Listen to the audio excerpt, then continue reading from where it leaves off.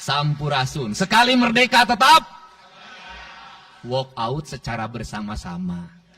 Assalamualaikum warahmatullahi wabarakatuh. Sampurasun. Yang saya hormati Ketua DPRD Provinsi Jawa Barat yang mulia Bapak Buki Wibawa, para wakil ketua Bapak Iwan Suryawan, ini tokoh politisi yang begitu kalem saat ada interupsi. Bapak MK Iswara, ini politisi yang tampan selamanya tapi tidak pernah nakal. Dan tokoh spektakuler kita yang sangat populer di antara politisi DPRD Provinsi Jawa Barat, Bapak Ono Surono. Saya sudah tahu Pak Ono kontrak-kontrak medianya sudah banyak nanti ke depan. Kemudian juga Bapak ini sebentar lagi akan berangkat haji, Bapak Kiai Haji Acep Jamaluddin. Terima kasih. Seluruh anggota DPRD Provinsi Jawa Barat, para ketua praksi, para ketua komisi, dan saya mengucapkan terima kasih atas berbagai otokritik yang dilakukan, baik secara langsung maupun lewat media, baik media massa maupun media elektronik. Dan itu menunjukkan bahwa di Provinsi Jawa Barat ada terjadi dinamika politik yang luar biasa. Semua orang memiliki concern pada hal yang menjadi tujuan kita, mewujudkan Jawa Barat istimewa dengan berbagai cara. Tugas DPR adalah bicara, itulah tugas DPR. Jadi kalau tidak bicara, mungkin DPRD dianggap tidak ada. Saya ucapkan terima kasih atas otokritiknya. Sekretaris Daerah Provinsi Jawa Barat, kemudian yang mewakili Pangdam 3 Siliwangi, yang mewakili Kapolda Jabar, yang mewakili Kejaksaan Tinggi Jawa Barat, dan untuk khusus untuk Kejaksaan Tinggi Jawa Barat, saya sampaikan ucapan terima kasih, rasa hormat yang tinggi kepada Kejaksaan Agung Republik Indonesia atas tindakannya melakukan penahanan dan mentersangkakan Direktur Utama PT Sritek dan salah satu mantan pejabat BJB yang sudah resign atas kasus dugaan penyimpangan kredit, yaitu menyampaikan kredit ke Bank Jabar, mudah-mudahan tidak salah, kalau salah dikoreksi, sekitar 600 miliar rupiah tanpa agunan yang memadai. Dan ini langkah taktis, dan pemerintah Provinsi Jawa Barat melalui RUPS-nya sudah melakukan koreksi dan perubahan secara total sehingga peristiwa ini tidak akan mempengaruhi kinerja BJB. Saya ucapkan terima kasih. Dan semoga peristiwa ini tidak terjadi lagi di masa yang akan datang. Kemudian yang hormati para staf ahli, para asisten, para kepala perangkat daerah Provinsi Jawa Barat. Yang pertama, forum ini adalah forum kebahagiaan. Ada yang berbahagia hari ini, yaitu seluruh warga Jawa Barat, di mana kita bisa menyelesaikan dua agenda, yaitu agenda pengesahan Raperda tentang investasi dan agenda tentang pengesahan hasil dari LKPJ. Seluruh rakyat Jawa Barat bergembira karena rencana kita dalam melaksanakan pembangunan akan berjalan dengan cepat. Tetapi barangkali para media sangat kecewa. Karena hari ini tidak kejutan-kejutan lagi sehingga viewernya mungkin agak menurun hari ini. Tetapi kita harus berkorban demi kepentingan rakyat Jawa Barat. Kita kesampingkan viewer, kita kesampingkan komen, kita utamakan kepentingan rakyat Jawa Barat. Sebenarnya konsep pidatonya sudah ada, tetapi saya mencoba menyatukannya. Yang pertama adalah bahwa kita bicara tadi tentang berbagai rekomendasi. Dan rekomendasi itu juga termasuk di dalamnya disahkannya Raperda tentang investasi yang sebentar lagi menjadi perda. Apa sih yang menjadi rekomendasi? Rekomendasi pertama adalah angka kemiskinan yang masih tinggi di Jawa Barat. Tetapi saya usul pada Pak Ketua, ke depan kalau LKPJ sebaiknya para bupati wali kota diundang di seluruh Jawa Barat. Karena Jawa Barat itu pertanggungjawabannya bukan di OPD Jawa Barat. Tetapi seluruh kinerja pembangunan itu ada di Pemkab dan Pemkot, serta ada di pemerintah desa. Jawa Barat tidak memiliki rakyat yang terkelola secara langsung karena seluruh pengelolaannya ada di pemerintah kabupaten kota dan pemerintahan desa. Dan saya mohon nanti dipaparkan kemiskinan yang paling tinggi dalam perspektif BPS, dalam perspektif LKPJ dan analisisnya itu di kabupaten mana, bila perlu sampai di desa mana. Kemudian angka investasi tertinggi di kabupaten mana, angka investasi terendah di kabupaten mana, infrastruktur yang berproblem di kabupaten di mana, sehingga semuanya terpetakan dengan baik, sehingga nanti kita bisa mengorkestrasi antara pembangunan Provinsi Jawa Barat, pembangunan kabupaten kota, dan pembangunan desa secara bersama-sama dan berkeadilan. Kemudian yang kedua, bahwa investasi ini menjadi aspek yang utama dalam kinerja pembangunan Provinsi Jawa Barat hari ini. Kenapa? Karena satu, angka kemiskinan kita masih tinggi. Kemudian angka kemiskinan yang tinggi di Indonesia sebenarnya juga dipengaruhi oleh jumlah penduduk yang tinggi. Sehingga persentase kecil menurut Jawa Barat, tetapi menurut nasional menjadi besar. Keberhasilan Indonesia sangat tergantung terhadap kinerja pemerintah Provinsi Jawa Barat, pemerintah kabupaten kota, dan pemerintahan desa. Yang kedua adalah pendidikan. Yang ketiga adalah infrastruktur. Yang keempat, kesehatan. Yang kelima, pengendalian penduduk. Yang keenam adalah pengendalian lingkungan. Kemudian yang ketujuh adalah belanja pemerintah yang masih besar. Belanja tidak langsungnya, yaitu belanja untuk kepentingan pegawai. Yang kedelapan adalah pengelolaan aset. Seluruh rangkaian yang menjadi rekomendasi ini adalah tugas kami untuk meneruskan rekomendasinya. Tetapi yakinlah bahwa apa yang kami lakukan selama ini, langkah-langkah yang seringkali kontroversi, langkah-langkah yang seringkali dianggap one man show, langkah-langkah yang seringkali dianggap terlalu sendiri dan terlalu konten, sesungguhnya adalah langkah-langkah menyelesaikan ini semua. Saya memberikan contoh. Kalau saya melakukan operasi terhadap penutupan galian C, penutupan areal-areal pelanggaran terhadap lingkungan, kalau saya mengkoordinasikan terlebih dahulu dengan jajaran saya, bisa jadi operasi saya gagal. Kenapa? Karena begitu rapat, besoknya penambangnya sudah tahu apa yang akan kami lakukan. Sehingga kejutan-kejutan itu dilakukan untuk memberikan efek kejut. Dari efek kejut itu melahirkan viral. Dari viral itu melahirkan atensi yang pada akhirnya hari ini Jawa Barat seluruh penambangan liar bisa diselesaikan secara hukum dan Kapolda memberi atensi yang sangat tinggi. Hari ini Jaksa Agung memberikan perintah kepada Kejaksaan Tinggi untuk melakukan proses pidana bagi siapapun yang melakukan pelanggaran lingkungan dan memberikan kerugian bagi kepentingan masyarakat.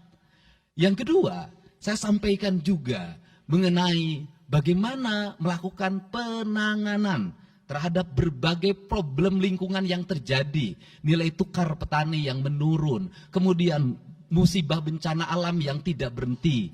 Perlu kami sampaikan bahwa Gubernur Jawa Barat sudah mengeluarkan peraturan gubernur yang melarang alih fungsi lahan, yaitu larangan alih fungsi hutan, larangan alih fungsi areal perkebunan, larangan alih fungsi sumber-sumber pengairan, larangan air fungsi daerah airan sungai, dan larangan alih fungsi pesawahan.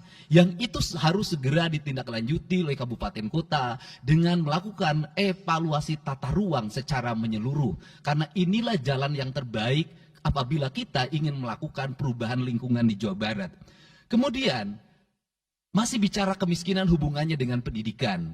Saya sampaikan bahwa problem kita saat ini, saat pemerintah menggratiskan sekolah sampai SMA, swasta masih bayar.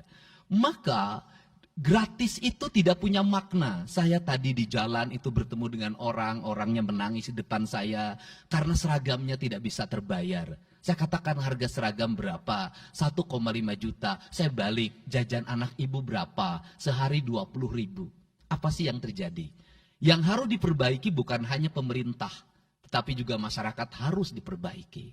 Apa yang harus diperbaiki? Ke sekolahnya harus selalu gratis, tapi biaya konsumsi anaknya selalu diikuti. Apa artinya gratis? Kalau bekal ke sekolah 50.000 per hari. Negara mengeluarkan biaya, tapi orang tua mengeluarkan biaya. Maka kami sudah mengeluarkan surat edaran. Yang surat edaran itu sesungguhnya sebagai upaya sistematik dan menyeluruh sampai tingkat pendidikan dasar, walaupun itu bukan kewenangan gubernur. Tetapi dari sisi surat edaran gubernur bisa dijadikan landasan bagi para bupati dan wali kota membuat surat edaran yang sama. Apa sesungguhnya yang menjadi alam pikiran saya? Alam pikiran saya, kemiskinan terjadi bukan hanya pada persoalan menurunnya pendapatan, tetapi kemiskinan terjadi yang paling besar adalah karena meningkatnya biaya hidup. Biaya hidup yang tinggi misalnya di sekolah, biaya studi tour, biaya perpisahan, biaya outing kelas, dan berbagai biaya wisudaan, itu adalah biaya yang tinggi dalam pendidikan. Untuk itu, apa yang dilakukan oleh orang tua ketika membelanjakan untuk kepentingan itu? Mereka pinjam bank emok, mereka pinjam bank keliling, mereka pinjam bank pinjol, mereka pinjam NBK, dan mereka pinjam bank Pancasila. Menghentikan ini sesungguhnya, saya lagi menghentikan mereka tradisi meminjam uang dalam keadaan terdesak pada para rentenir. Dan ini strategi untuk menurunkan kemiskinan. Kemudian yang berikutnya adalah perhatian ketika rakyat sakit.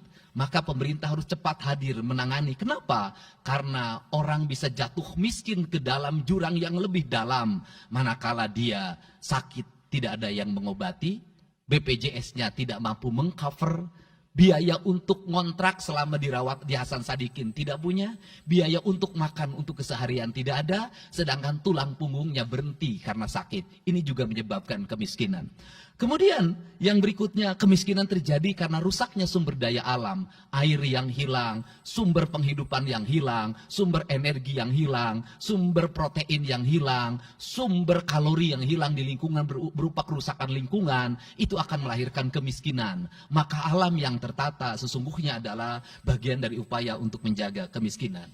Kemudian yang berikutnya adalah belanja infrastruktur yang harus meningkat, dan itu di belanja sekarang kita sudah melihat. Itu adalah bagian dari menyelesaikan problem kemiskinan. Konektivitas infrastruktur sangat penting dalam menumbuhkan ekonomi. Tetapi di balik itu kebudayaan rakyat tidak boleh diberubah. Kenapa? Infrastruktur baik bisa jadi tanahnya dijual karena mahal. Pada akhirnya menjadi miskin kembali. Infrastruktur harus seiring dan sejalan dengan kerangka berpikir publik yang mengerti akan hak atas tanah. Kemudian yang berikutnya adalah pengendalian penduduk. Booming penduduk di Jawa Barat relatif besar. Untuk itu harus dibuat berbagai upaya untuk menyelesaikan problem kependudukan. Saya berkali-kali bercerita bagaimana di Majalengka saya bertemu dengan sebuah keluarga yang tinggal di kontrakan, yang ayah dan ibunya tidur ketika jam 11 siang dan anak-anaknya berjualan di alun-alun. Jumlah anaknya 11, dan ketika saya berkunjung ke tempat kontrakannya sudah hamil lagi yang ke-12. Ini problem. Dan itu saya kemudian di Cirebon, saya berkunjung pada sebuah rumah yang listriknya baru dinyalakan lewat program Provinsi Jawa Barat. Rumahnya itu ternyata anaknya sudah 4. Padahal dia baru saja menyelesaikan rumah dari pinjaman senilai 25 juta. Dan itu pun belum selesai dan rumahnya 1 kamar. Ketika keluar dari rumah itu saya bertemu dengan seorang bapak yang meminta kepada saya untuk ber-KB. Anaknya sudah 7. Dia tak mau lagi untuk anak yang ke-8. Saya katakan bahwa jumlah anak sangat identik dengan problem kemiskinan. Betul, kemiskinan tidak akan bisa diselesaikan dengan hanya mengatur kelahiran, tetapi setidaknya pengaturan kelahiran adalah bagian dari untuk menekan angka kemiskinan. Dan yang terakhir adalah dari seluruh rangkaian ini adalah belanja pemerintah harus menjadi stimulus bagi kepentingan masyarakat. Maka jumlah-jumlah proyek harus terus segera digulirkan, digelontorkan menjadi kegiatan publik sehingga banyak orang yang kuli, banyak orang yang nyapu, banyak toko-toko yang buka, semen terjual, besi terbeli, dan kemudian regulasi ekonomi berjalan. Warung-warung bisa menjadi tempat para kuli siang hari makan siang. Dan ini adalah bagian dari strategi stimulus ekonomi yang digulirkan oleh pemerintah itu memiliki sumbangsi terhadap 12% pertumbuhan. Dan yang terakhir adalah investasi. Investasi itu modalnya ada 3. Yang pertama adalah konektivitas infrastruktur, ketersediaan jaringan air bersih Kita jujur hari ini saya sampaikan ke DPRD, banyak perusahaan-perusahaan yang masih menggunakan air bawah tanah tapi tidak berizin. Bayar pajak tidak, jalan terus. Karena kalau dihentikan mereka pabriknya berhenti. Setelah itu apa? Mereka menjadi objek pemerasan beberapa pihak dalam setiap bulan karena dianggap melanggar perda. Tetapi kalau juga mereka dihentikan, maka pabrik itu berhenti. Dilema itu harus segera diselesaikan. Caranya bagaimana? Caranya adalah pemerintah provinsi melalui Bapeda hari ini harus segera merancang daerah-daerah yang menjadi kawasan industri harus dibangun fasilitas infrastruktur jaringan air bersih dalam bentuk investasi pemerintah sehingga nanti dikoreksikan dengan PAM-PAM atau PDAM di setiap kabupaten kota secara terkoneksi. Dan ini jalan bagi kita menyelamatkan lingkungan dan menorong pertumbuhan PDAM di setiap kabupaten kota. Karena apa? Karena angka pembayaran yang dilakukan oleh industri jauh lebih baik dibanding angka rumah tangga dan angka-angka layanan sosial lainnya. Itu yang pertama. Yang kedua adalah tumbuhnya iklim investasi di mana masyarakat merasa nyaman. Investor merasa nyaman ketika perizinannya cepat. Saya memberitahukan ya bahwa di Indramayu ada pabrik sepatu yang selama 2 tahun tidak mau buka hanya karena perizinan lingkungan hidupnya belum kelar. Saya ngambil langkah pasang badan, lakukan pembangunan karena itu menyerap 8.000 tenaga kerja. Kemudian di Cirebon juga seperti itu, banyak perizinan yang menggantung bertahun-tahun. Hari ini saya janjikan dalam 1 bulan ini seluruh perizinan di Jawa Barat tuntas dan selesai. Dan saya meminta kepala BPM TSP menjadi VR pemerintah Provinsi Jawa Barat untuk senantiasa tiap hari melihat data dan dokumen di setiap kabupaten kota. Mana yang terlambat, mana yang mengalami hambatan.